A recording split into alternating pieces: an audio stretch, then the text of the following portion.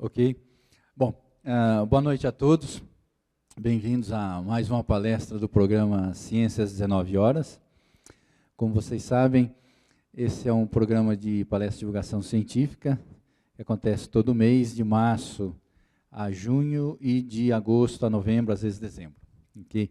E geralmente na terça-feira do mês, às 19 horas, aqui no auditório. Nós gravamos todas as palestras e disponibilizamos os vídeos na internet. O site é o www.ifsc.us.br/ciência19H. Okay? Então, lá vocês encontram informações sobre as palestras que vão acontecer e também, clicando na barra de menu palestra, vocês abrem a lista de todas as palestras realizadas até agora, são quase 80, e entrando na página palestra, você tem o cartaz, o PowerPoint com os slides da apresentação e o vídeo. O vídeo você pode assistir online ou então baixar. E as palestras também são transmitidas pelo canal 20 da NET, o canal local aqui de São Carlos, né, e a apresentação é feita por demanda também. Se vocês pedem, o Braz passa lá no canal 20 para vocês. E esse programa de palestras acontece graças ao apoio que a gente tem do Instituto de Física de São Carlos, da diretoria aqui do Instituto de Física, dos dois CEPIDs aqui do Instituto, o CBME e o CEPOF. O CBME é coordenado pelo professor Glaucio Oliva, o CEPOF pelo professor Vanderlei Banhato, pelo INEL, que é o Instituto Nacional de Ciência e Tecnologia de Eletrônica Orgânica, coordenado pelo professor Roberto Faria, pelo Instituto de Estudos Avançados da seção aqui de São Carlos, e também pela Pró-Reitoria de Cultura e Extensão da USP. Okay? Bom, outra coisa, a palestra do mês que vem vai ser um pouquinho mais cedo no mês, não vai ser a terceira semana, vai ser no dia 11 de junho, terça-feira, 19 horas, e o palestrante vai ser o professor James Waterhouse, que é professor da Escola de Engenharia Aeronáutica aqui de São Carlos, e ele vai falar sobre um assunto muito atual e, ao mesmo tempo, muito antigo, que são os dirigíveis. Com o desenvolvimento de materiais leves, se tornou-se possível e comercialmente viável utilizar dirigíveis para várias coisas, inclusive transporte de carga. A ideia, inclusive, é fazer transporte de carga de grãos, por exemplo, no norte do Brasil, para o porto, sem ter que construir ferrovia, uma coisa que é um projeto que é concreto, ou seja, aqui em São Carlos, inclusive, vai se construir o protótipo disso daí. Então, dia 11 de junho, às 19 horas, terça-feira, o professor James Waterhouse, falando sobre a utilização de dirigíveis. Ok? Bom, e hoje, como palestrante especial, então, eu vou convidar o professor Eduardo Castellano para apresentar o nosso palestrante. Boa noite a todos. Hoje realmente tenho um grande prazer em apresentar a vocês o professor Héctor Vucetich, a quem conheço dos últimos 70 anos, sem exagero. Nos conhecemos de crianças. Héctor Vucetich é, como vocês perceberão, logo uma figura folclórica. Mas folclórica num muito bom sentido. Ele é um grande cientista e é também um escritor. Então, deixa eu contar brevemente as atividades de Héctor, muito rapidamente, para não roubar o tempo precioso da palestra dele. Ele começou trabalhando em teoria de campos, partículas elementares, mecânica estatística e, finalmente, nos últimos anos, se concentrou em astrofísica, cosmologia e epistemologia das ciências, onde tem publicado, área na qual tem publicado trabalhos muito interessantes. Ele foi professor do Instituto de Física da Universidade de La Plata, da Faculdade de Ciências Exatas, Departamento de Física da Universidade de La Plata, onde eu me formei. Mas a vocação dele é a de astrônomo. E ele acabou migrando para a Faculdade de Ciências Astronômicas e Geofísicas, onde ele é professor titular emérito dando pésimo ejemplo de estando casi aposentado, continúa con aulas, orientándose, etc. Tiene algunos números curiosos. Por ejemplo, él orientó 20 doctores en áreas muy diferentes, que es una cosa importante. Pero más importante todavía, él ganó un premio literario. Usted tiene un premio como, a ver si yo tengo aquí, eso que tengo. Tiene un premio otorgado a él por la Academia Nacional de Ciencias Exactas, naturalmente porque él tiene una producción científica vastísima y muy importante, mas tiene un premio llamado Más Allá, ¿cierto? Por un romance curto que concorrió con autores como Adolfo Bioy Casares, que fue autor que escribió libros con Jorge Luis Borges, muy conocido en el ámbito literario mundial, sudamericano y mundial. Entonces, Héctor hoy va a hablar básicamente sobre la creación do mundo. Un problema que tem preocupado ao homem desde tempos muito antigos e tem gerado uma série de anedotas interessantes. Por exemplo, se conta que Santo Agostinho, aquele santo que começou como maniqueo e virou o teólogo mais importante da religião católica, foi perguntado por um aluno uma vez: Maestro, mas que fazia Deus antes de criar o mundo? A resposta foi: meu filho, estava fazendo um inferno para mandar a gente que perguntasse coisas como a que você está perguntando. Então, Héctor vai falar sobre os mitos da criação do mundo, desde o ponto de vista científico, certo? E eu passo então a palavra para ele. Bueno, voy a repetir lo que dije ayer. Eu non falo portugués, non falo portuñol, non falo ainda máis español. Falo argentino, hablo argentino. Espero que me entiendan. Interrumpan si no entienden. Y vamos a hacer un par de aclaraciones. Emérito viene del verbo latino emereo, es el participio del verbo, que significa retirar con honores. Pero el participio no significa retirado con honores, significa inútil para todo servicio. Parece que se lo daban a los soldados esos que eran incapaces de ascender y que estaban 20 años en el ejército y nunca conseguían nada. Entonces eran emeritus. Espero que no sea yo un emeritus en ese sentido.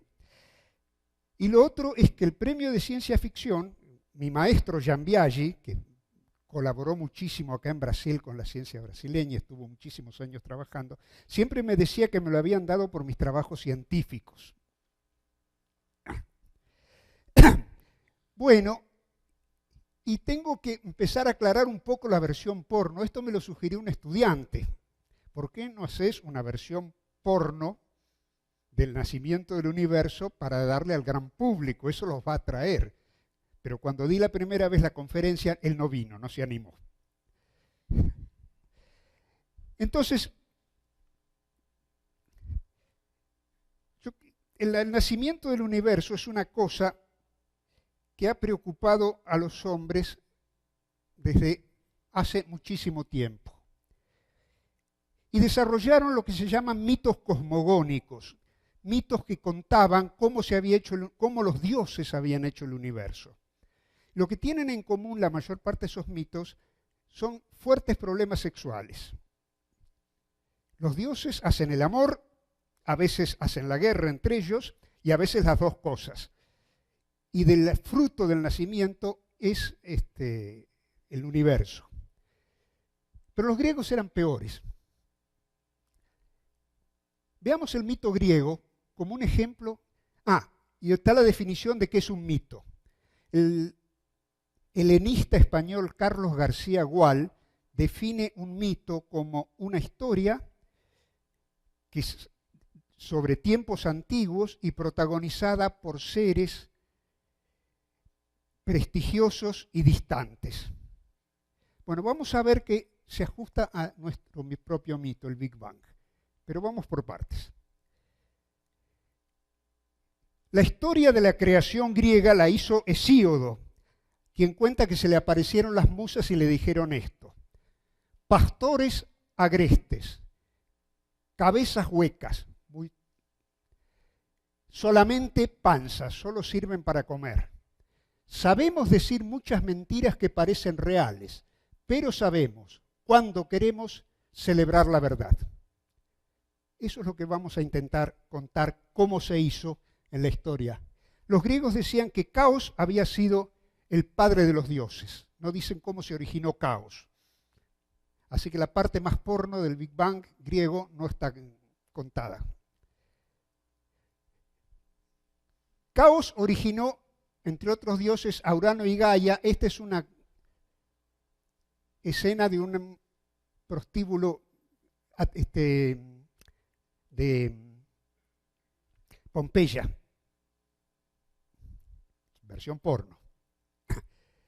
Urano y Gaia hacían el amor, pero como a Urano le habían predicho, no dicen quién, que su hijo lo destronaría, no le permitía dar a luz.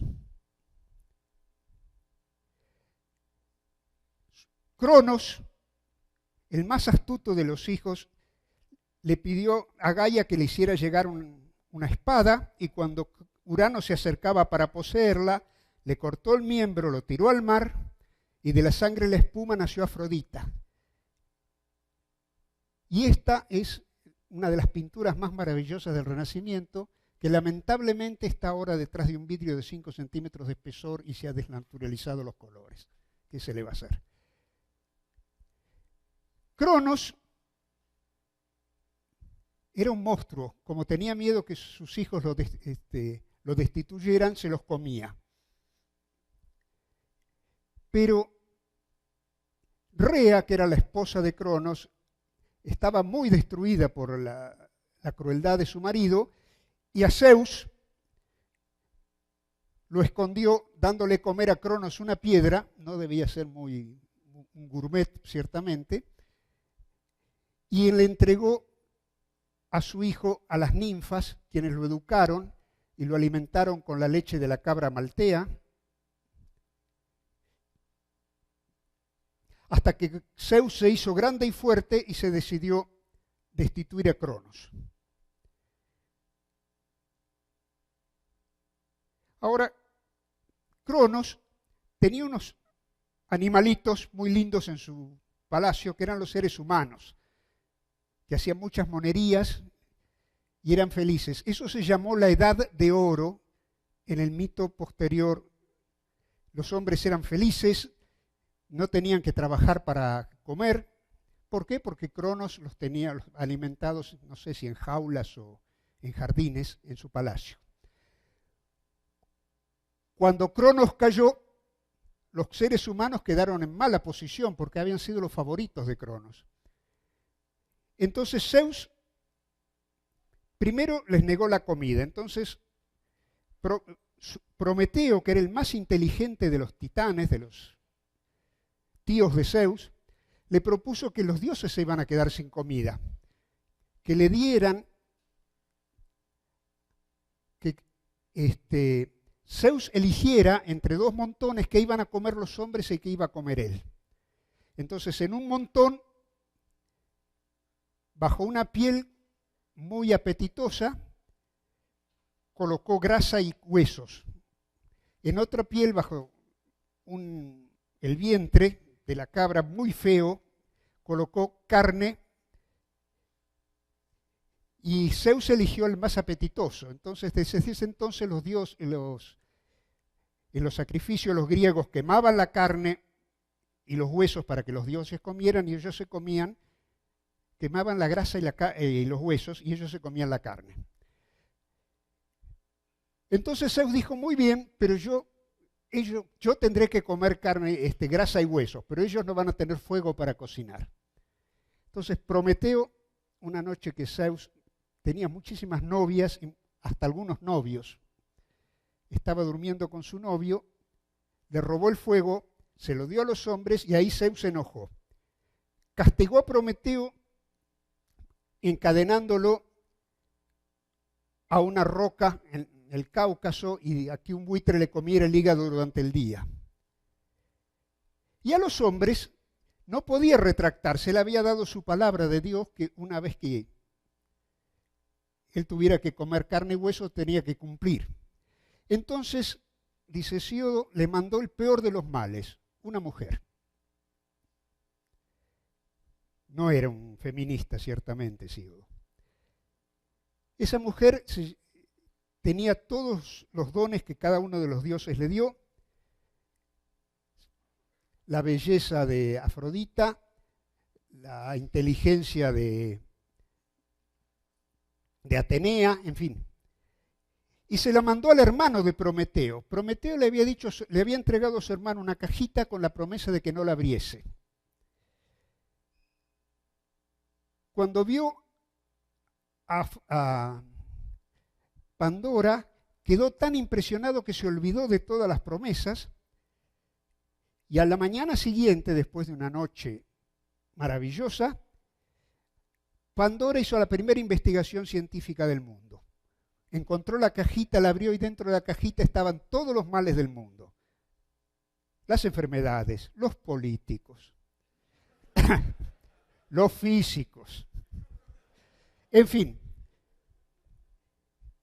Lo único que quedó en la cajita como regalo a los hombres fue la esperanza. Bueno, este es el mito griego de la creación.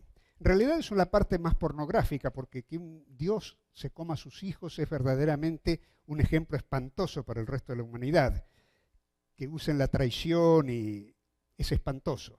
El gran filósofo Genófanes decía que Homero había descrito a los dioses con cosas indignas, tales como el adulterio, la traición, la muerte, y tenía razón, es la parte más pornográfica de este seminario.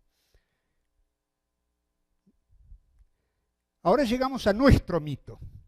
Es un mito porque trata de seres de tiempos antiguos y referido a seres prestigiosos y distantes. Estos seres, en nuestro caso, son las leyes de la naturaleza, que son prestigiosas y distantes incluso para los físicos. Solo las podemos tratar o inferir con matemáticas y mucho trabajo, y ellas se mantienen distantes. Nuestro mito se llama el Big Bang y se basa en varios principios que yo acá enuncio sin mucha dificultad. El principio galileano me dice que las leyes de la naturaleza son las mismas en todo el universo. No tengo unas leyes acá y otra en la galaxia lejana. No podría sacar ninguna inferencia. El principio cosmológico me dice que todos los puntos del universo son igualmente, tienen la misma visión del mismo. El universo dispone no solo de leyes iguales, sino también de geometría igual en todos los puntos del universo. Un enanito verde que estuviera en una galaxia distante 1.000 millones de años luz vería exactamente lo mismo que nosotros, desde otro ángulo. Hacia 1929, Humason y Hubble, que no era ninguno de los dos astrónomos, Hubble era abogado y Humason era borracho. Human, bébalo. Sí, borracha es otra cosa acá. Publicaron 2 trabajos donde mostraron, impresionaron mucho a los científicos, que el universo, todas las galaxias en el universo se alejan unas de otras con velocidades que son proporcionales a la distancia. Y eso se puede interpretar diciendo que el universo mismo se agranda y arrastra las galaxias en su expansión. Esto fue el segundo gran descubrimiento de Hubble. El primero fue que las galaxias son...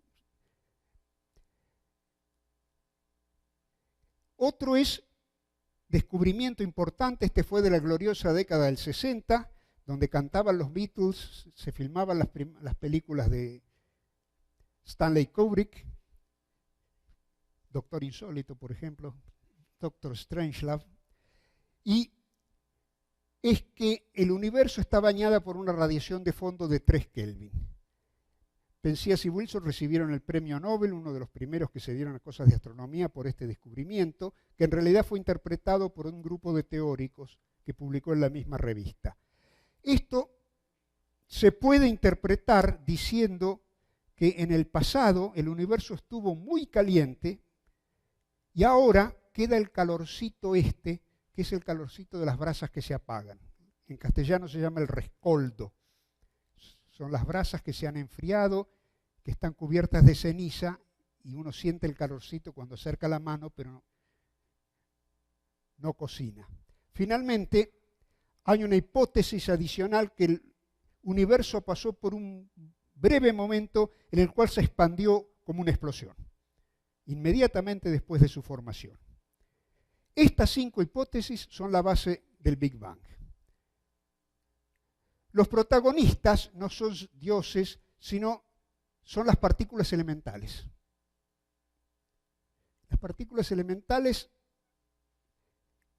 están en este momento, el modelo estándar está completamente controlado. Las que nos van a interesar más son, las más molestas, son como los estudiantes, los buenos estudiantes, siempre hacen preguntas difíciles, los pobres profesores nos ponen a trabajar. Son el electrón y los quarks U y D que forman los protones y los neutrones. Estas son las que protagonizaron verdaderamente la parte del universo. Luego hay un grupo de materia que yo lo llamo los marginales. Es materia que se llama materia oscura, pero es materia marginal. Es como la gente que vive en una favela. Está en la ciudad, pero no goza de los beneficios de la ciudad, no tiene dinero. Y esta materia no puede ser vista, no interactúa con la radiación, no la altera, solo genera campo gravitacional. Y si la podemos ver es porque atrae a la materia visible, incluso a la luz que pasa cerca, muy débilmente, pero lo suficiente como para detectarla. De manera que está, pero al margen. Finalmente, tenemos los demonios. Esta materia se complace en violar todas las leyes de la física, si es que existe.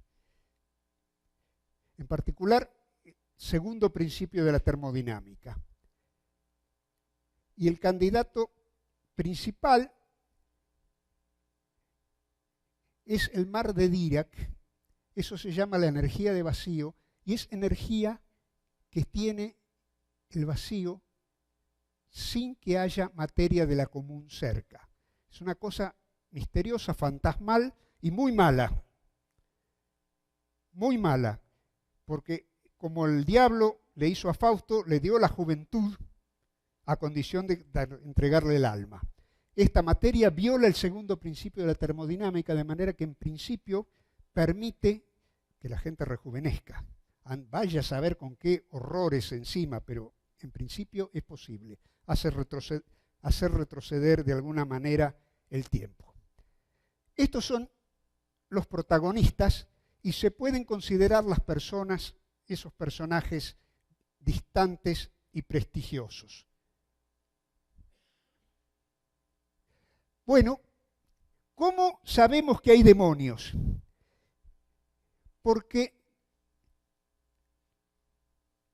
midiendo cómo se alejan de nosotros las galaxias durante la última década, un poquito más, estudiando las supernovas, grandes explosiones estelares que durante unos pocos días brillan más que todos los miles de millones de estrellas que tiene una galaxia, brillan como miles de millones de estrellas juntas una sola, durante unos pocos días, resulta que esas luminosidades permiten calcular la distancia a la cual están las galaxias. Y resulta que las más lejanas se han alejado más. no les da miedo que tengamos los políticos que tenemos, Cristina, Bush. Se alejan porque el demonio ese las hace acelerar. Se alejan del diablo, pero el diablo está en todas partes, así que siempre que se alejan encuentran más.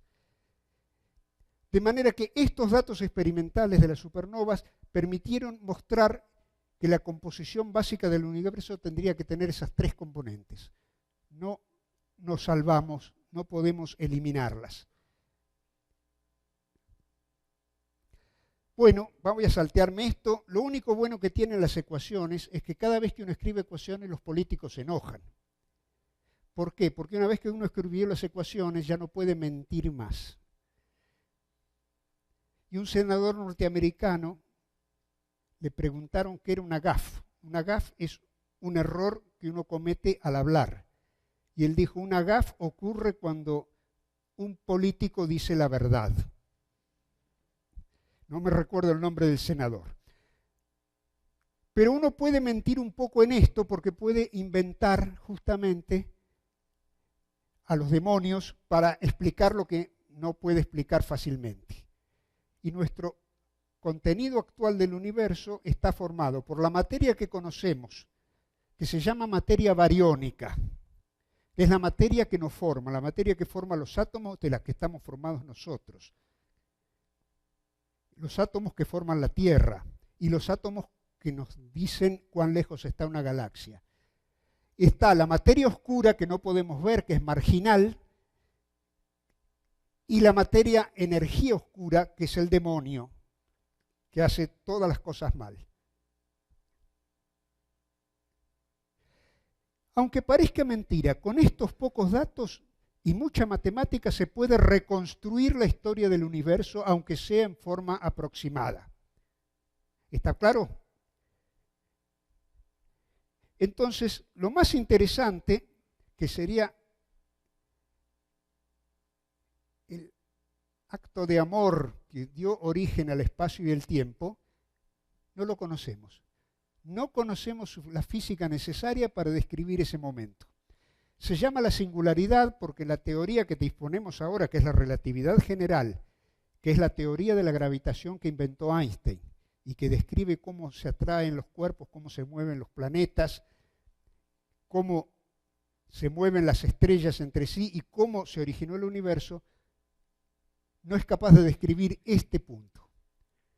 Pero inmediatamente después de haber aparecido, el universo se expandió inmensamente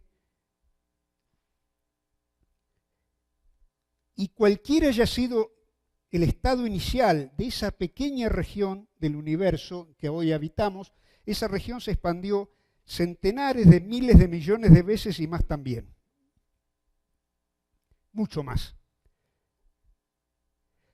Cuando terminó la expansión, ese universo estaba helado. La temperatura era millonésimos o mucho menos que millonésimos de grados sobre el cero absoluto. Pero muy rápidamente, mucho más rápido de lo que canta un gallo, no sé si conocen esa expresión en portugués, mucho más rápido que esto, el universo se calentó y llegó a tener miles de millones de grados de temperatura y muchísimo más también. Mientras tanto, más tarde se produjeron una serie de fenómenos que no tienen demasiada importancia acá, pero aparecieron primero, se formaron un pequeño exceso que hay de materia de donde estamos hechos nosotros.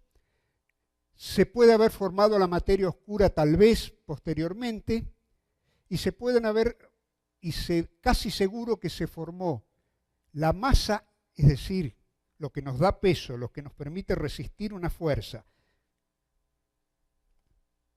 que es la masa que tenemos, que coincide con el peso que tenemos porque la fuerza de gravedad nos atrae de esa manera, se formó en algún momento de esto. Mientras tanto, el universo tenía como rastro de ese nacimiento misterioso, que no sabemos describir como rastro de esto, había quedado una serie de irregularidades, como las que quedan en un mantel después de haber comido, que quedan, el mantel que estaba estirado perfectamente queda con algunas arruguitas de haber movido los platos sobre él. Esas pequeñas perturbaciones fueron creciendo muy lentamente mientras todas estas cosas ocurrían en el universo. Finalmente, el episodio más interesante, cuando el universo tenía 3 minutos de edad, a partir del Big Bang, se formaron los primeros núcleos livianos. Y esto es una de las pocas cosas, de los pocos fósiles que quedaron de esa edad, que podemos verificar comparando la teoría con la observación.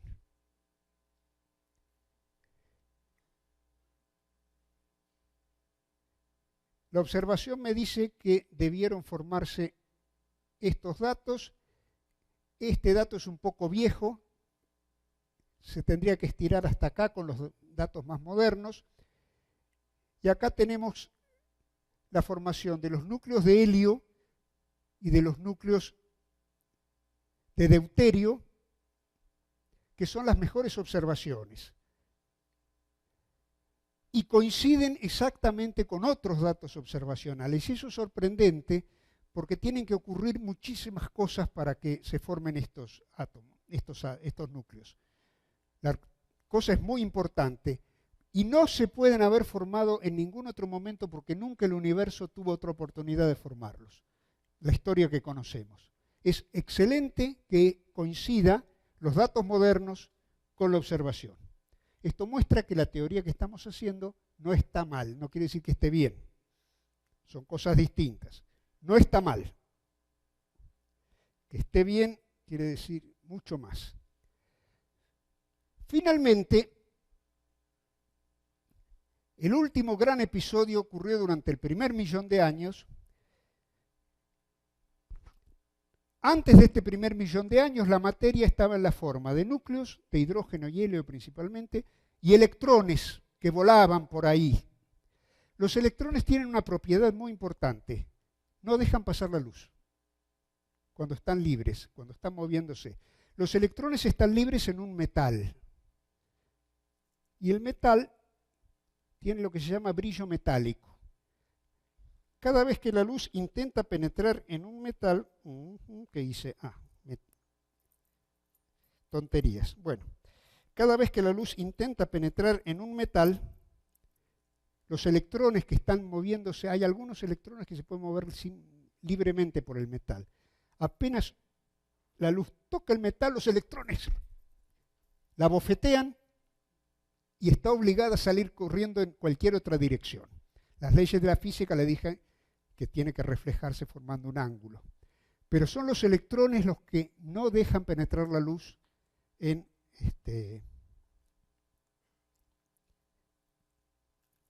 Ahora sí, puedo mostrar a todos cómo los electrones que están libres en el metal la echan a la luz, ¿cómo se dice echar en...? ¿Cómo? Banda y bora a la luz del metal. El universo entero era así. Un rayito de luz que intentara moverse de un lado para otro encontraba electrones que le pegaban una bofetada, lo obligaba a moverse para otro lado, recibía otro golpe y el rayo no se movía en línea recta. Hacía así, era rechazado de todos los lados, como hace una pelotita en un juego de pinball. Pero imagínense un juego de pinball del tamaño del universo donde, no sé, Tata Dios sacudiera y la bolita estuviera obligada a golpear con todos los pines muchas veces. Esa es una imagen aproximada de lo que pasaba en el universo primitivo. Cuando se formaron los átomos, los electrones quedaron unidos al átomo. El átomo es como una esposa, el núcleo del átomo es como una esposa muy exigente que no lo deja salir al marido a parrandear. Y cuando los electrones quedaron encerrados dentro de su casa, atrapados por los protones, se formaron los átomos de hidrógeno, los átomos de helio, y los electrones no pudieron salir a pegarle a los fotones. El universo se hizo totalmente transparente, tan transparente que un rayo de luz ahora puede viajar miles de millones de años luz sin ser molestado. De manera que de viajar distancias muy cortitas, el universo, en un tiempo muy corto, pasó a ser completamente transparente. Nuestro segundo fósil que nos trae información es lo que quedó, que es justamente la radiación de fondo que descubrieron Penzias y Wilson y cuya temperatura hoy en día es de 3 grados bajo cero. ¿Por qué? Porque cuando el universo se expandió, la radiación se enfrió. Y esto es una imagen de lo más lejano que podemos ver. Eso que vemos ahí es el brillo que tenía el metal en el momento en que los electrones fueron capturados. Se hicieron maridos muy serios, y esta es la historia que nos trae la radiación. Las regiones rojas son regiones que están un poquitito más calientes, y las regiones frías son regiones que están un poquitito más frías. La diferencia es de pocos millonésimos de grado. Millonésimos de grado. Que se haya hecho esta medida es maravilloso. Se hizo con los satélites, se hizo con el satélite WMAP, y esta es una fotografía digital de alta resolución que se hizo con el satélite Planck y que fue publicada hace 3 meses. Es la imagen del universo cuyas fluctuaciones de temperatura habían sido originadas, tal vez, por el periodo inflacionario, el periodo en el cual el universo se expandió salvajemente y se originaron estas cosas. ¿Me entienden? ¿Hay dudas? Sí. Logo após a origem, que a gente não pode saber até que ponto, A ver. O que aconteceu com a antimatéria, se a gente levar em consideração se no início a quantidade de matéria e a quantidade de antimatéria eram equilibradas? Não, a pergunta é sobre a bariogênese. Como é que a antimatéria e matéria se aniquilaram? No quería entrar en contar lo que es la antimateria, pero vamos a contarlo para el público en general. Los diarios de vez en cuando sacan un artículo en primera plana diciendo se descubrió la antimateria. Bueno, la antimateria se conoce desde hace muchísimos años. Le dieron el premio Nobel a un joven investigador, Carl Anderson, que descubrió que había antielectrones. ¿Qué son? Es difícil contarlo, porque requiere cierta matemática, pero digámoslo así. La antimateria, hay antielectrones, antiprotones, antineutrones, antiquarks, anti-Higgs, hay de todo. Pero la diferencia entre unos y otros es la siguiente. La materia normal, la que nosotros estamos hechos, viaja en el tiempo desde el pasado hacia el futuro.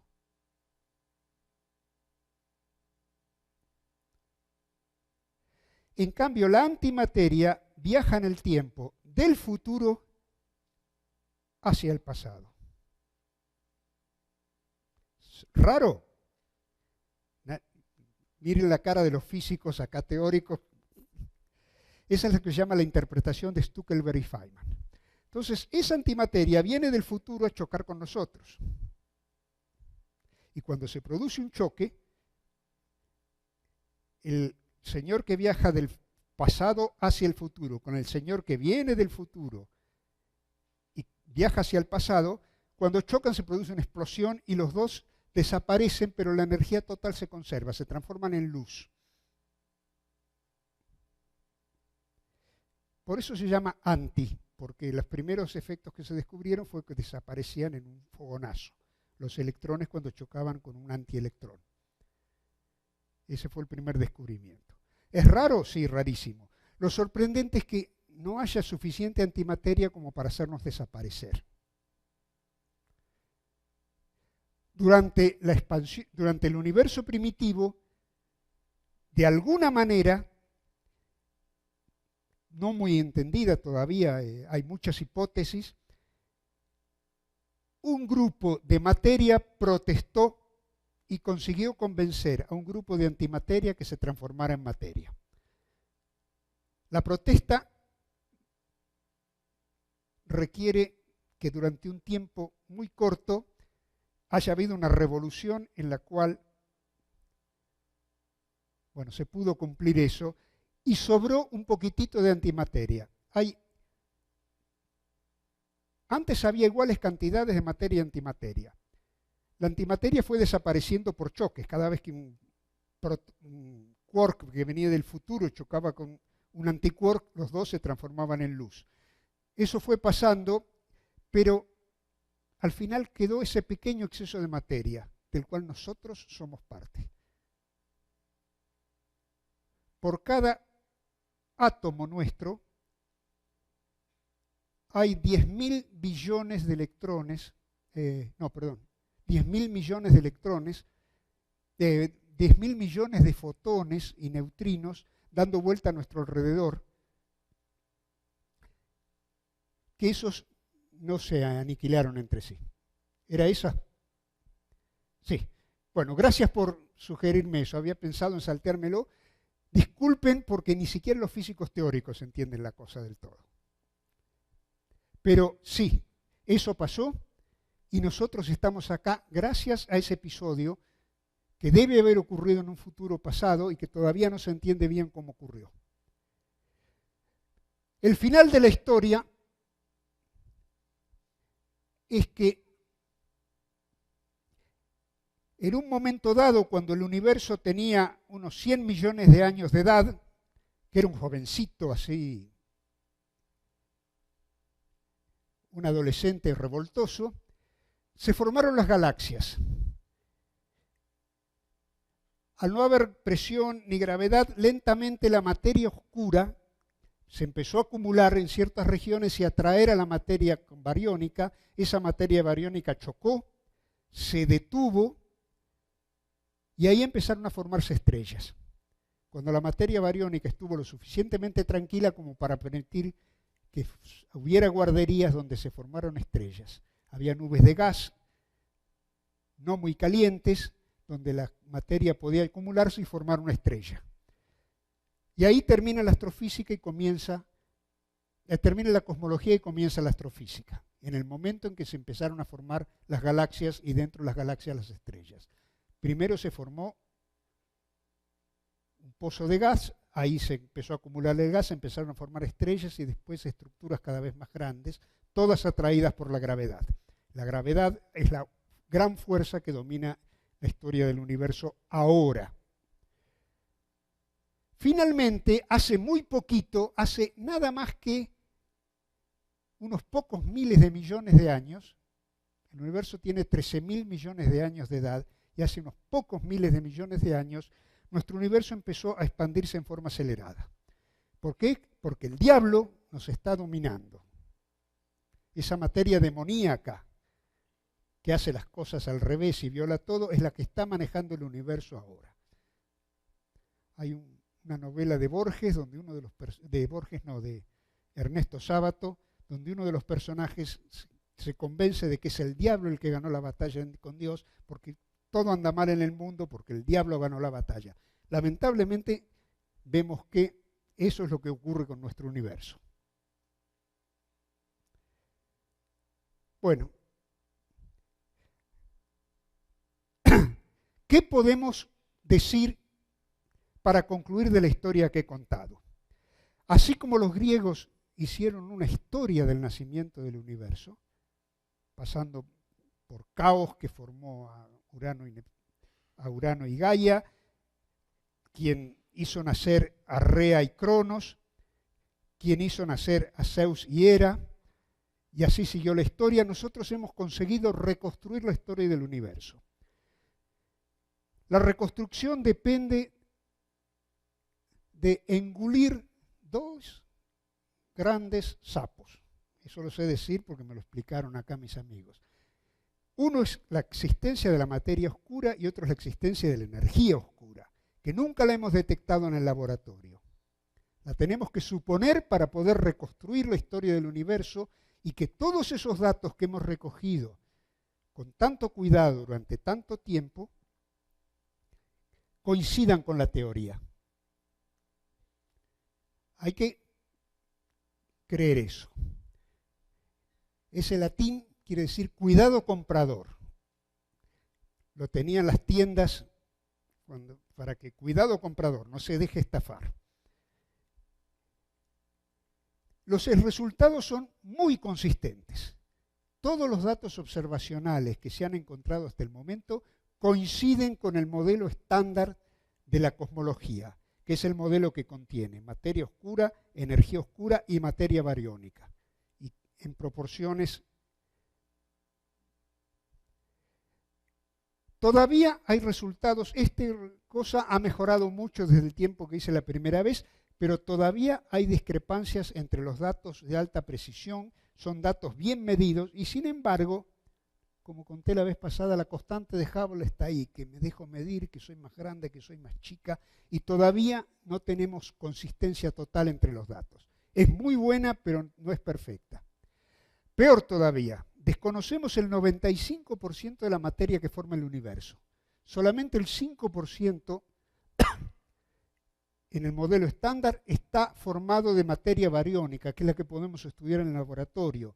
Podemos estudiar los átomos, estudiar cómo se comportan.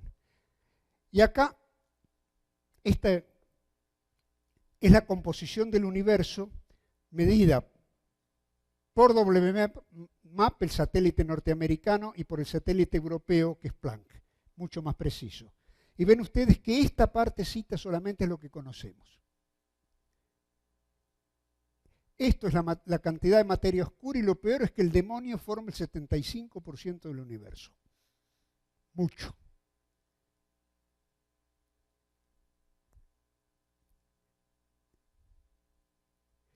Bueno, ¿qué son esas materias misteriosas? No sabemos. No sabemos si hay alguna conexión con la física moderna, ni siquiera sabemos si existen. Aún peor todavía. Si uno calcula el valor de la materia demoníaca, se encuentra con un resultado que es 10 a la 120 veces el valor observado. Ese número es tan grande que si yo quisiera escribirlo con palotes, contando uno por uno, no hay suficientes átomos en el universo como para dibujar, como hacen los niños en el jardín de infantes, en el kindergarten, que dibujan los números. No hay átomos suficientes en el universo como para hacerlo. Me gusta compararlo con el peor error que cometieron los economistas en su historia, que fue la inflación alemana de 1924. En la inflación alemana de 1924, el marco se devaluó 100 billones de veces, 10 a la 14. A la gente le pagaban 3 veces por día para que pudiera salir a comprar comida antes de que la comida subiera de precio y no pudiera hacer nada. Los economistas habían predicho que no iba a haber inflación. Bueno, esta teoría deja a la economía como una ciencia exacta comparada con este cálculo, comparado con el universo. De manera que nuestra ignorancia es... Bueno, ¿qué pasa con lo que podemos hacer? Tenemos dos caminos. Uno es volver a los mitos poéticos, renunciar a entender lo que tenemos hecho hasta ahora, y otro es seguir el consejo de las musas, celebrar la verdad. Entonces, el primer camino es este. Esta es la obra de un maravilloso artista y yo la puedo mostrar acá porque nuestros dos países están en democracia. Y entonces uno puede exhibir este cuadro sin que lo ejecuten, como hubiera pasado en la época de los militares. Este cuadro está basado en un chiste, es un juego de palabras en francés. L'origine du monde quiere decir el origen del mundo o el origen de la gente. Du monde es agente. Bueno, este camino parece muy agradable, pero no es científico. El que es científico es este otro, que es mucho más aburrido. Y esto lo dijo el gran filósofo Genófanes, el mismo que había dicho que era una vergüenza creer en los dioses que describía Homero, dijo que en verdad los dioses al principio ocultaron todo a los mortales, pero estos, tras investigar, encuentran con el tiempo lo mejor. Y ese es nuestro camino, trabajar y trabajar y trabajar para entender más. Aunque el otro sea más divertido, este es el más productivo. Provecto. Y quisiera terminar la conferencia, espero que no haberme excedido en tiempo, mostrando esta frase de Anatole France. Lo admirable es que el universo, no es que el universo sea tan grande, sino que el hombre haya sido capaz de medirlo. Y esto nos crea nuevos problemas y tal vez nos dé trabajo para investigarlos durante muchos años. Muchas gracias.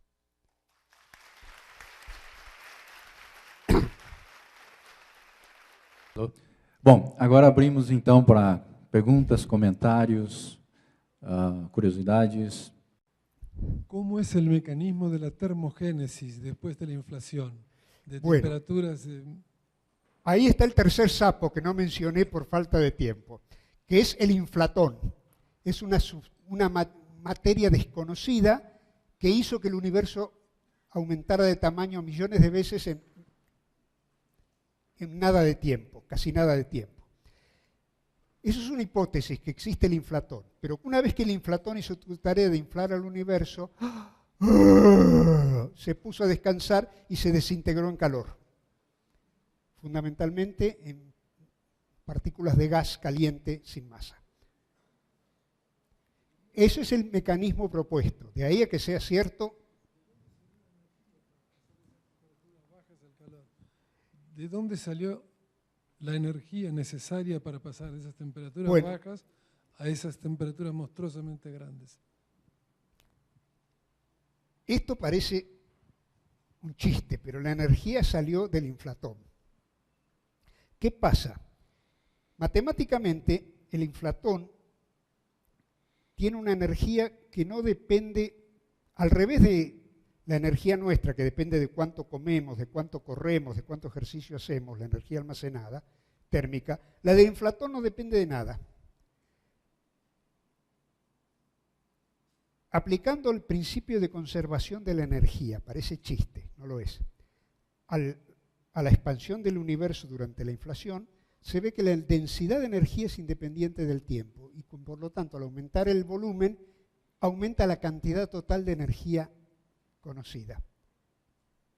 Una cosa que parece de loco, parece chiste, pero es un resultado riguroso de la teoría.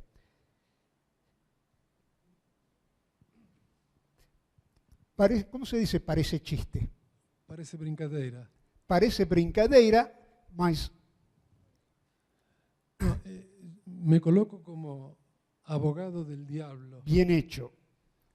Acá pueden escuchar... Uno de los principios fundamentales del modelo estándar es la aplicación de las leyes físicas conocidas. Sí. Y eso de que la energía no depende del volumen, eso es una cosa más que no está en las leyes de la física que conocemos. El problema es por supuesto, hay una forma de energía que es que no depende del volumen, que es la energía de vacío. Acá no tiene nada que ver. Esto es una cosa que se crea para explicar por qué el universo es grande, homogéneo y no tiene arrugas. Es una hipótesis. Pero efectivamente yo tengo que abandonar las leyes conocidas e inventar un tercer sapo. Y está ahí. El tercer sapo también puede explicar por qué se formaron, es una de las maneras de explicar por qué apareció un exceso de materia sobre antimateria, que es la que nos formó a nosotros. No está garantizado que ese fenómeno sea... De hecho, hay bastantes dificultades con las teorías conocidas. Es una cosa que está en una región de especulativa. Hay que hacer experimentos mejores para conocer la física acá en la Tierra y poder deducir cosas más seguras en el cielo. Pero por ahora, esa es la situación. Professor, Sí. eu vou pedir desculpa se a pergunta for muito aquém do conhecimento de todos, porque eu sou absolutamente leigo. Então, eu tenho uma ideia que vem de um mito, talvez oriental, que se chama respiração de Brahma, de Sim. que haveria um ciclo de expansão e de um outro ciclo de contração, Sí, que é fácil para entender por um leigo.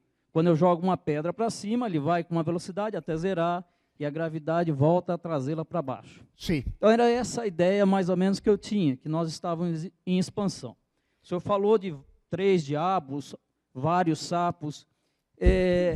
Eu acho que são esses que estão fazendo com que esse universo, parece que vai, então, pelo que eu entendi, aumentando a velocidade de expansão e não na direção de uma contração, que me pareceria que, no momento, a gravidade começaria a trazer toda essa matéria novamente para um ponto inicial. Agora, eu estou fazendo uma ideia também, há algum estudo entre o tal do criacionismo e o evolucionismo. Vou dar uma misturada em termos de tirar da física e levar um pouco para a filosofia, para a religião. É possível, então, um desses sapos, pelo que eu entendi, um dos sapos que o senhor falou é como se houvesse, então, criação de matéria. Bueno, había un modelo de creación de materia que había desarrollado Hoyle. Ese modelo estuvo durante muchos años como fuerte competidor del modelo del Big Bang. Pero cuando se vieron estas, en realidad,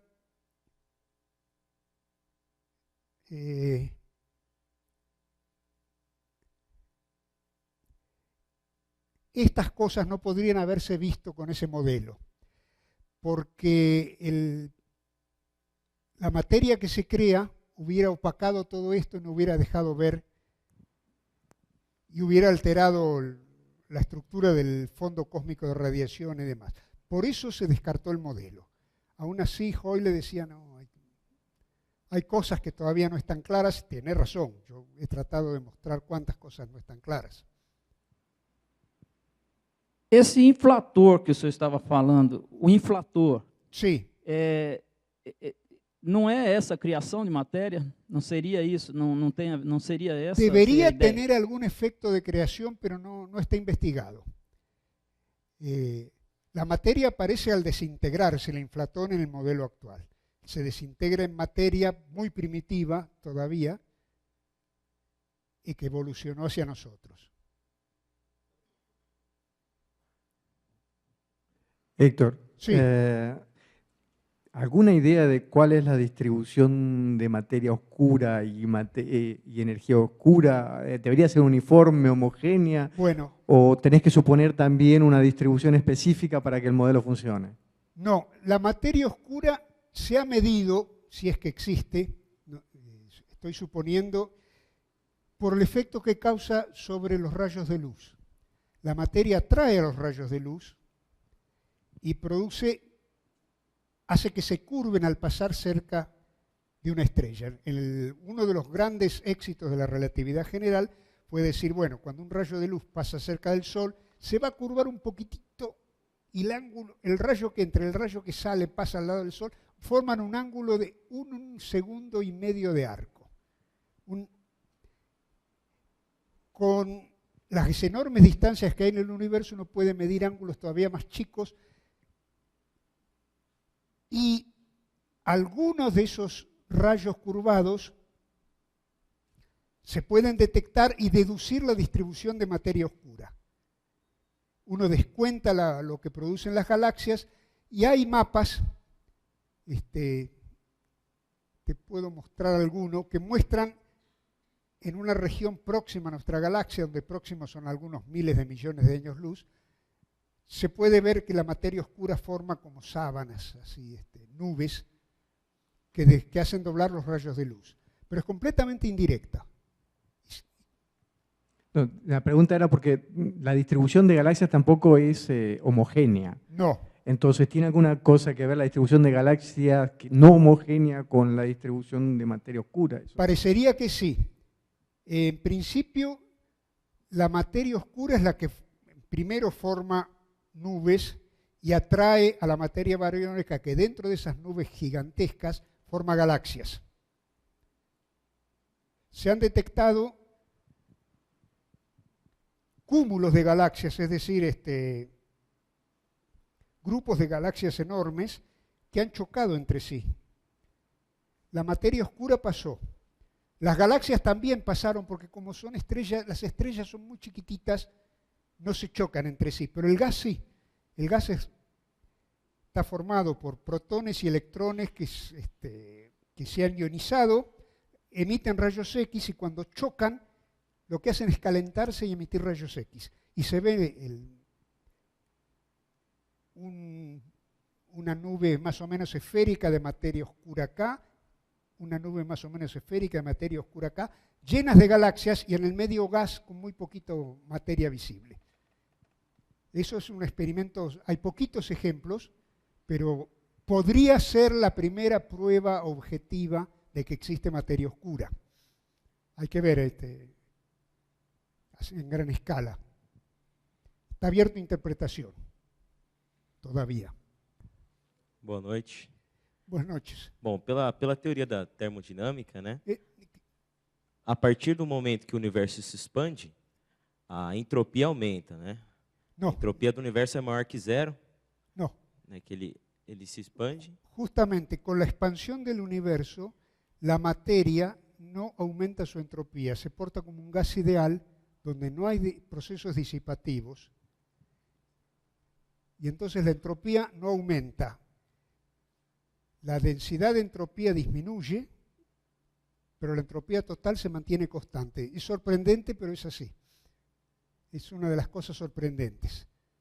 A entropia se mantém constante. Sí, la expansión es adiabática o isentrópica. Entendi. Porque tem análise, né, de estudos atualmente que dá para ver se a temperatura do universo ela está aumentando ou se ela está diminuindo com o tempo. Ha disminuido. Hay varias observaciones de la temperatura del universo en el pasado, una cosa muy difícil de medir. Y crece como debe crecer. Si yo mido una nube de gas que está a una distancia de, tengo que irme a 500 millones de años luz o 1000 millones de años luz, la temperatura de la luz se emitió cuando la temperatura del universo era más alta, la luz que viene de la galaxia. Y entonces hay moléculas que están excitadas, moléculas de carbono, de cianógeno, cuyas líneas espectrales están enrotando por calentamiento por el fondo cósmico de radiación. Eso se ve. Son líneas de emisión de esas moléculas que han sido calentadas por el fondo cósmico de radiación. Así que esa parte de la teoría coincide. Perfeito. Em relação ao Big Bang, ao início, qual que é a sua opinião sobre o que teria dado início? Porque se a matéria estava toda concentrada, o que teria sido a faísca? En principio la materia estaba toda en un punto, concentrada toda en un punto. Eso se llama la singularidad de la relatividad general. La materia, y hay un cuento precioso de Ítalo Calvino que se llama Todo en un punto, donde cuenta la historia de un ser inmortal que estuvo en ese momento cuando era joven en el universo. Sirve para ciencia ficción. Lamentablemente la ciencia no puede admitir que la materia vaya todo en un punto porque su densidad sería infinita. No sabemos describir esa condición inicial. ¿Cómo fue la condición que produjo el nacimiento del universo? Hay modelos, pero no son, todavía son especulativos. Existe a possibilidade de o universo ter passado por um momento de singularidade? Sí, existe. Justamente una de las maneras de tratar eso es lo que se llama gravedad cuántica. Y hay una versión chiquitita que se llama cosmología cuántica, y la solución única es que el universo se achicó hasta tener un mínimo, ese mínimo era la longitud de Planck, y luego volvió a agrandarse. Esa es la solución de Boyer-Wald. Pero hay que creer muchas cosas. Hay más sapos, hay más sapos a engulir. Es la formulación de la de la teoría de la gravitación cuántica que no está completamente clara. Es un sapo con muchas espinas. Pero hay soluciones. No, podría ser que fuera esa la mejor explicación del Big Bang.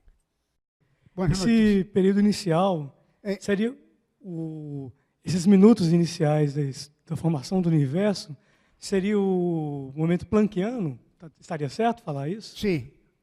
El espectro del fondo cósmico de radiación es una curva de Planck casi perfecta. La desviación más grande es un milésimo o más chico, los errores están ahí, del máximo.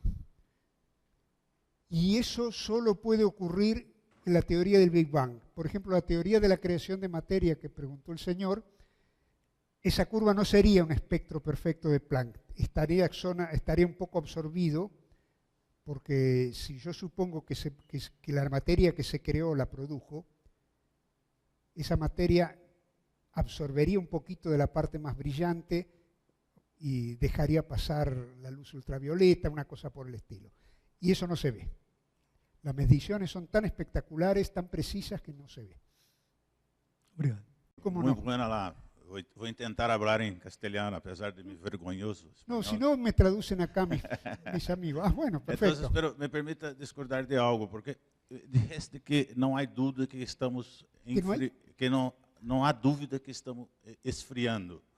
Pero la única demonstración, la única temperatura que se ha medido hace 7 mil millones de años, estávamos con 5 grados. Pero nos últimos 5 mil millones de años, não há nenhuma medida que prueba que nosotros estamos enfriando en los últimos 5 mil millones de años. No, es cierto, hay pocas medidas, pero hay medidas a distancias intermedias en nubes de gas, tendría que repasar en este momento, donde la temperatura es mayor exactamente la cantidad que corresponde. Esas son esas líneas de emisión de moléculas excitadas que no podrían producirse si el gas estuviera a la temperatura de 2 grados Kelvin que hay hoy.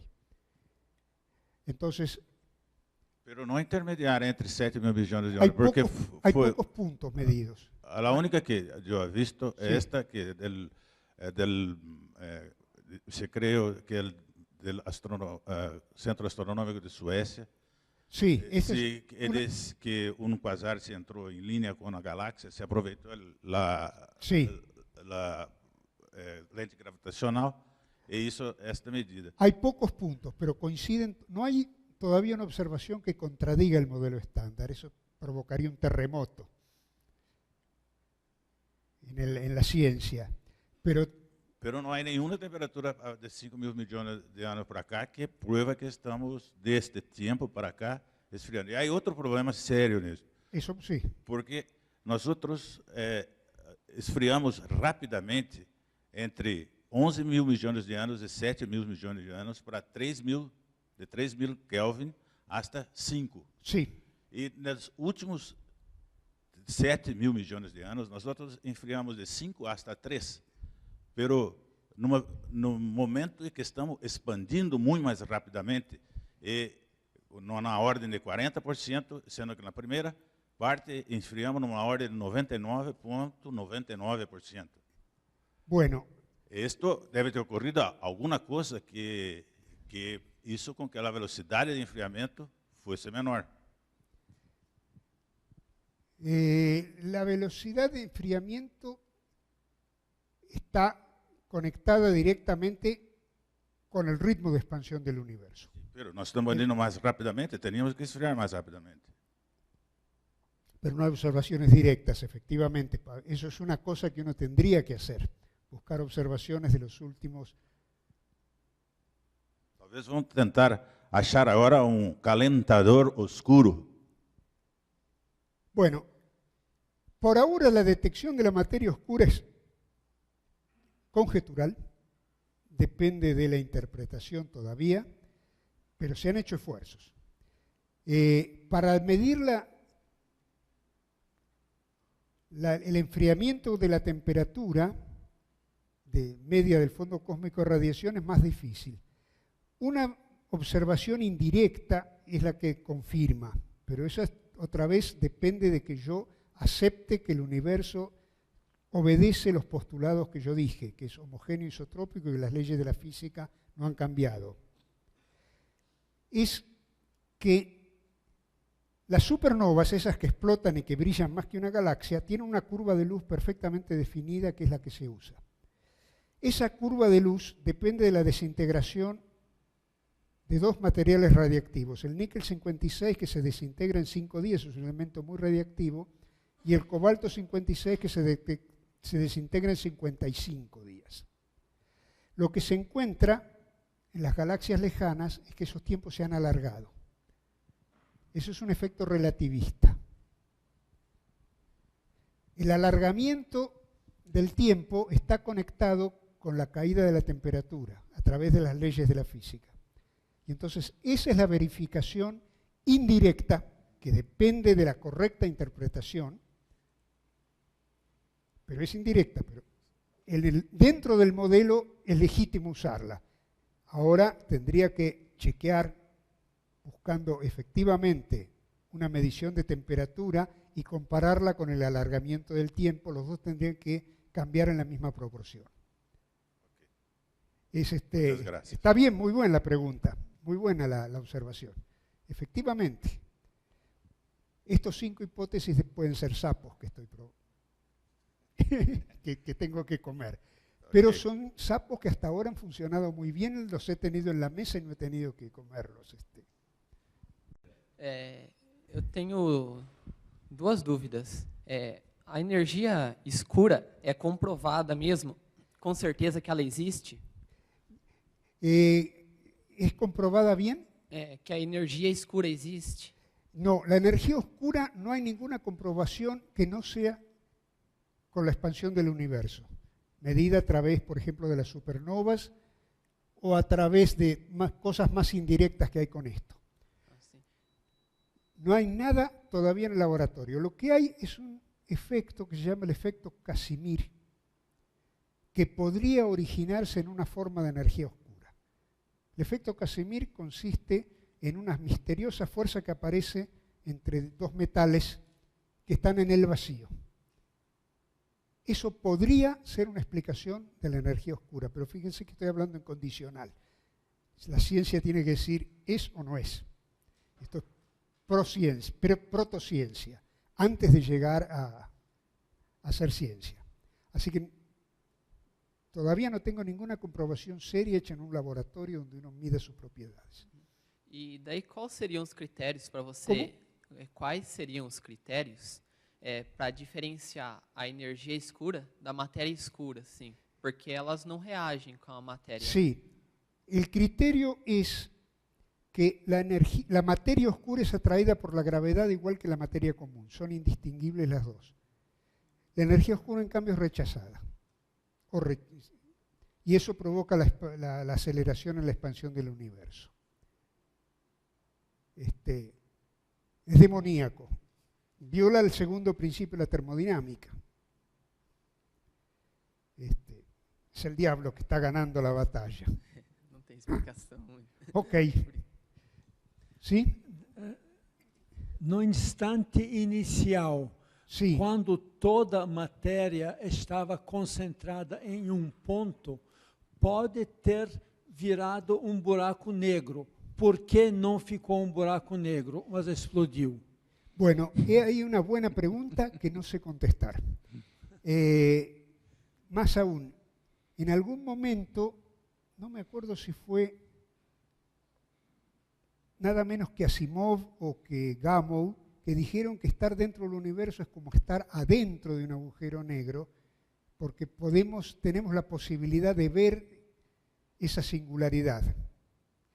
La singularidad que hay dentro del agujero negro, es decir, el punto donde se rompe el espacio-tiempo, está escondido por lo que se llama un horizonte.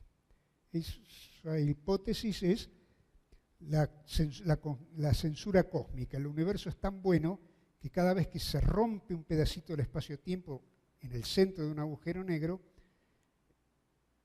aparece un horizonte que nos impide y que la luz salga y la podamos ver. Eso se llama horizonte, la superficie que la luz no puede atravesar de dentro para afuera. Nosotros estamos dentro del Big Bang y en principio, si no estuviera ese brillo si no estuviera opacado el universo, opaco, por los electrones que hacen esto, que la luz no puede atravesar este metal, hacen el mismo efecto, podríamos ver esa singularidad, si existiera, si hubiera existido. No lo sabemos porque un mecanismo completamente distinto hizo que el universo fuera opaco en el pasado. Pero si pudiéramos tener alguna manera de verlo, podríamos ver esa singularidad.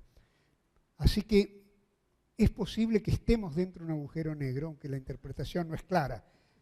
Un agujero negro muy benigno, porque no nos desintegramos como la singularidad, pero es posible.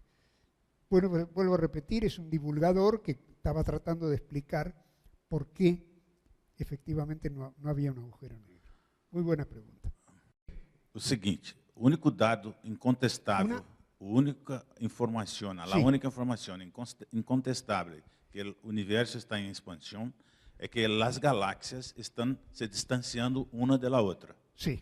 Pero esto pode ser observado também em um movimento espiral de contração. Não. Por que não? Basicamente, um movimento espiral de contração com velocidades diferentes, como se, por exemplo, 3 objetos que saem de um avião, se caem num sentido, o primeiro, 2 segundos depois outro, e 2 segundos depois outro. O primeiro se distancia do segundo, que se distancia do terceiro. Se todos que se mira, vai ter redshift. Correcto. Então, por que num movimento de espiral de contração, nesta mesma velocidade, este movimento pode ser observado? No, porque hay otros... esto, qué viejo que estoy, me olvidé. Isto pode ser numa computação gráfica. Você pode fazer isto sem problema. O movimento pode ser observado, sem dúvida. Sí, pero no en el universo. Si el universo estuviera rotando, habría otros efectos que ya me olvidé. Estoy viejito. Porque com uma observação só com a observação de Hubble e outros, se concluiu que o universo estava em expansão. Se inventaram a energia escura. Se com um grande buraco negro no centro estivéssemos em contração, não necessitaríamos de energia escura, não necessitaríamos de inventar algo desta temperatura, como todo isto. E é uma observação, a mesma observação. Efectivamente, hay modelos de universo en los cuales nosotros estamos dentro, no de un agujero negro, sino de una cavidad. Hay más materia afuera y somos atraídos por la materia y acelerados. Sí, este es un físico polonés que mora nos Estados Unidos que escreveu sobre isso. Kapov. Sí, pero eso se originó porque en algunos de los estudios de supernova se había visto que efectivamente había una región donde las galaxias se alejaban más despacio y bruscamente se empezaban a alejar más lejos. Pero el modelo que estoy hablando es que nosotros tenemos un punto negro central, un buraco negro central, que luego después que se ocurrió el Big Bang, en un determinado momento, se empezó no todo el universo simultáneamente, pero parcialmente se empezó a contraer, porque se va a ver el mismo movimiento. Pero está bien, eso está muy bien. La expansión del universo produce fuerzas que tienden a desintegrar las cosas. Claro, con una energía oscura que nadie vio. Bueno, yo ya no tengo pelo, pero antes esa vieja idea de tirarse el pelo cuando las cosas salen mal es el tipo de fuerzas que podría provocar la expansión del universo. Hay otras fuerzas que la contrarrestan. La primera es la fuerza entre los átomos, que es muchísimo más fuerte que la gravedad. Nosotros no nos expandimos con el universo. Por eso podemos comparar el tamaño del universo ahora con el que tenía antes, porque nosotros no sufrimos la expansión. Las fuerzas de cohesión nos mantienen, son muchísimo más fuertes que cualquier fuerza que pueda hacer la expansión del universo localmente. Lo mismo pasa con las galaxias. Las galaxias están atraídas por la gravedad que a pequeñas distancias, donde pequeñas es el tamaño de una galaxia, mantienen la materia unida. Y las pequeñas fuerzas que hace la expansión del universo no las pueden romper. Tenemos el grupo local de galaxias. Ese grupo son nuestra galaxia, la galaxia de Andrómeda y un montón de galaxias esclavas de las dos galaxias grandes. Las dos galaxias grandes atraen a las... Y ese comportamiento se mantiene hasta una distancia de 1 millón de parsecs, unos 3 millones de años luz. Ahí es donde empieza la expansión del universo. Recién ahí las galaxias se empiezan a alejar. ¿Cuánto? ¿Qué distancia? Más o menos 1 megaparsec, unos 3 millones de años luz. 3 millones de años luz. Años luz. Sí, de años luz. No, hay algunas grandes aglomerados de 4.000 millones de años que están se contrayendo. Pero por eso, en el caso de los grupos de galaxias, hay varios alrededor del nuestro, las distancias típicas en que no se expande es del orden de 3 millones de años luz. Sí. 30 millones de años luz. Es 3 millones de años luz. Ahí empieza la expansión, se encuentran galaxias que empiezan a alejarse con la expansión de Hubble. Los grupos se alejan entre sí con la expansión de Hubble, pero se mantienen unidos, se mantienen tamaño. Y después están los grandes cúmulos de galaxias, donde también la fuerza de atracción mantiene a las galaxias unidas y no se rompen por la expansión del universo. Toda una estructura jerárquica. Están los cúmulos y después los supercúmulos, y el universo tiende a parecerse un queso gruyère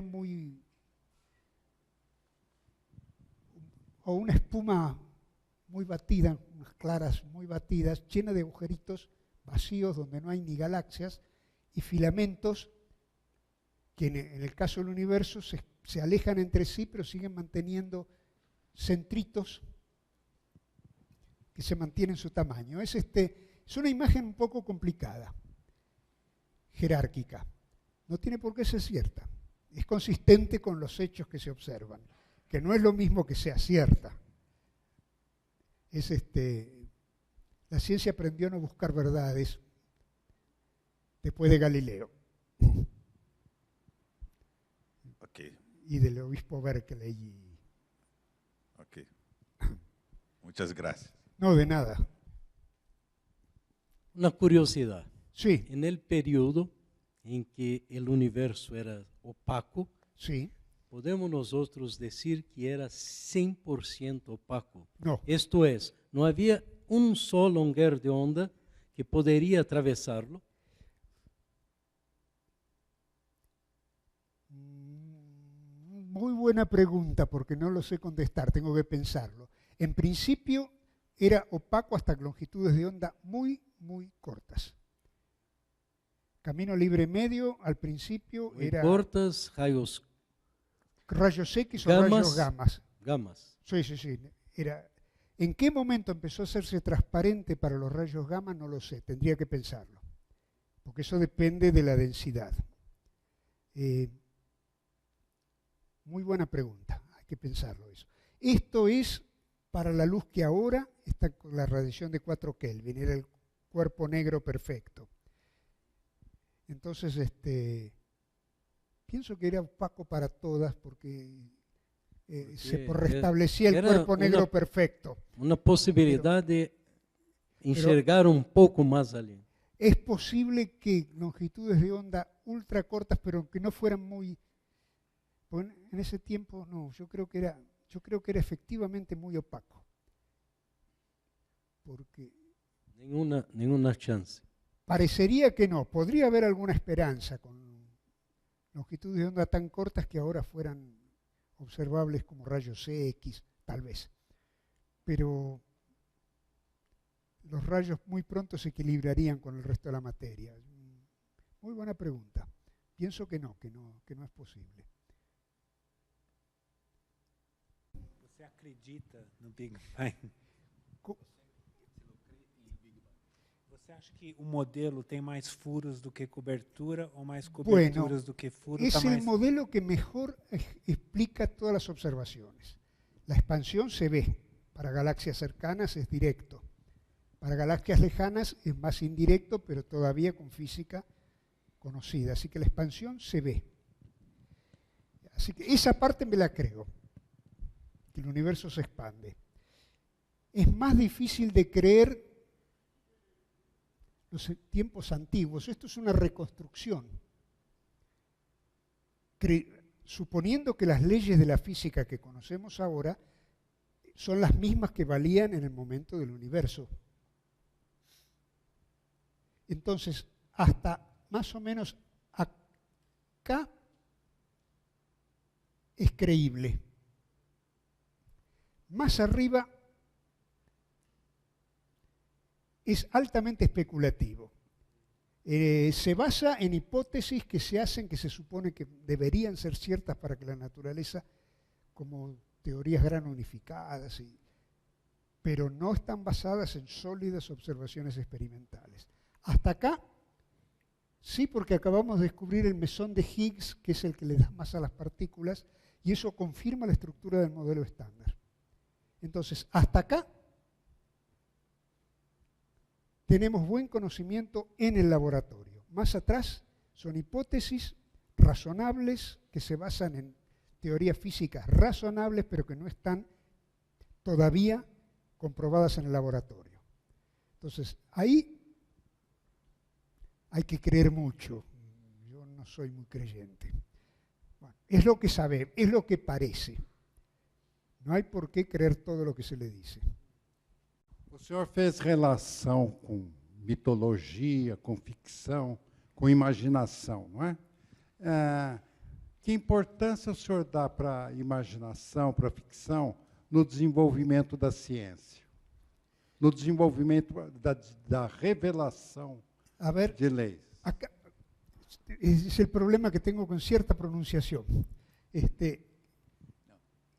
pregunta la importancia de la imaginación. En la ciencia. Es muy importante. En el siglo XIX se creía que la ciencia no necesitaba la imaginación, que bastaba con ir al laboratorio y trabajar para descubrir verdades. No es así. Einstein desarrolló todas las formas de la teoría de la relatividad con imaginación y él los contó muy claro. Él imaginó, hacía lo que se llaman experimentos mentales, conociendo las leyes de la física que conozco hasta ahora. ¿Qué pasaría si, por ejemplo, uno de los experimentos que contó es qué pasaría si yo pudiera viajar a la velocidad de la luz? Entonces prendo una linterna, ¿qué hace la luz? Sale de la linterna, se queda en la linterna, queda atrás. Y eso es una cosa imaginatoria. Y de esa manera fue imaginando cómo debería ser la naturaleza para que las cosas que encontraba y que le disgustaban no existiesen. La decisión última la toma un experimento hecho en el laboratorio con todas las garantías de seguridad, pero los pasos iniciales, incluso para armar un experimento, son imaginativos. La imaginación juega un papel muy importante y la estética también. Las ecuaciones que forman una teoría tienen que ser bonitas, aunque es muy difícil explicarle a alguien que no tiene qué quiere decir bonito ahí. Es como la pintura de Picasso. Si uno no le llevan y le empiezan a explicar, mirá, estos trazos, esta figura, a uno le parece horrible al principio. Después uno se da cuenta que no, que era un gran artista con un sentido estético tremendo, pero distinto del que tenían los pintores anteriores. Pero son tan buenos que hay que hacer una especie. Yo tuve la suerte de tener un amigo que me llevó, cuando estaba haciendo mi postdoc en París, me llevó a visitar el Museo de Arte Moderno y enseñarme cuál era la idea del arte moderno, del arte abstracto. Voy a estar agradecido toda la vida, porque me abrió un mundo, pero es imaginativo. Sí, gracias por la pregunta, es muy buena. Pelo fato de eu não ser físico, então acho que eu me sinto à vontade para fazer uma pergunta. Como? Eu não sou físico. Ah, no. Sí, Okay. La idea es que Sim, eu fico mais à vontade de interessar a fazer la gente alguma. que no sea. O professor acredita que a física de altas energias, ou mesmo o LHC, pode trazer alguma informação valiosa ainda para a origem do universo? Otra vez, por ahí. ¿Usted cree? Sí. La física de energías elevadas y los experimentos de LHC Sí. pueden traer informaciones sobre la origen? Sí, y son muy importantes. Como yo decía, hasta acá todo lo que viene desde acá en adelante se basa sobre esos experimentos de altas energías.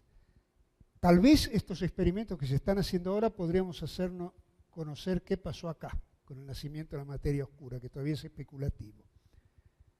Pero si se detecta, por ejemplo, una de las hipótesis que se hace que se llama la supersimetría, una teoría matemática bien bonita, pero que todavía no está comprobada, ni siquiera se empieza a comprobar, podríamos entender hasta acá. Y tal vez hasta acá. Pero falta mucho trabajo para hacer si uno sigue el camino de celebrar la verdad.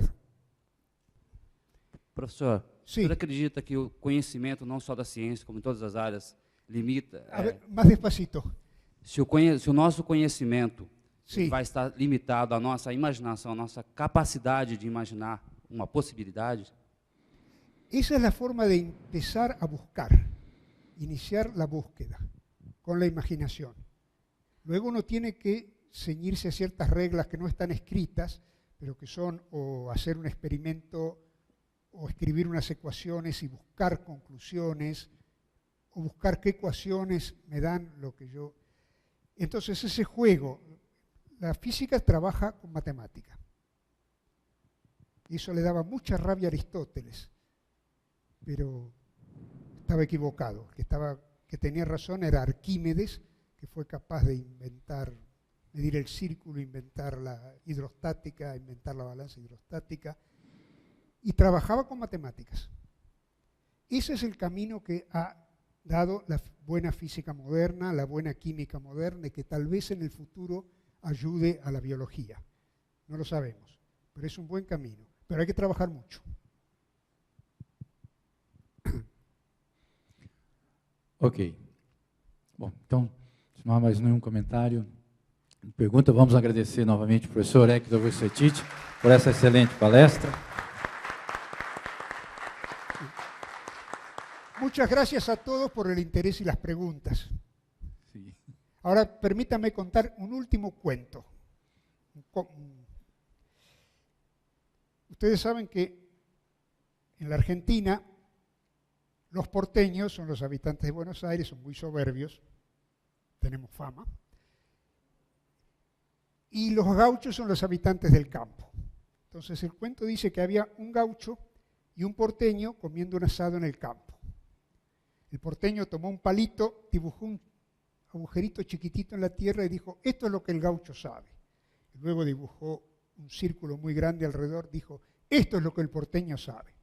Entonces el gaucho calladito levantó el palito, se levantó, caminó en un círculo enorme alrededor de los dos y volvió y dijo, esto es lo que ni el gaucho ni el porteño saben. Y esa es la situación actual. Gracias.